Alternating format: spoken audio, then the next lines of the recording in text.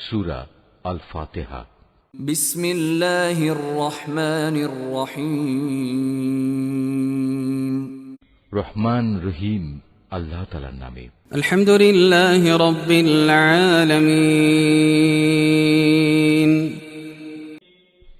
সমস্ত প্রশংসা আল্লাহ তাআলার জন্য, তিনি সৃষ্টিকুলের মালিক। আর রহমানির রহিম, তিনি পরম দয়ালু, অতি মেহেরবান। মালিক ইয়াউমিদ্দিন, তিনি বিচার দিনের মালিক।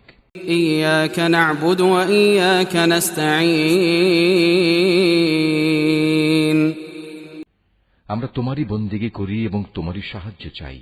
ইহদিনাস সিরাতাল মুস্তাকিম সিরাতাল্লাযীনা আন'আমতা আলাইহিম গায়রিল মাগদুবি আলাইহিম ওয়ালাদ-দাল্লিন।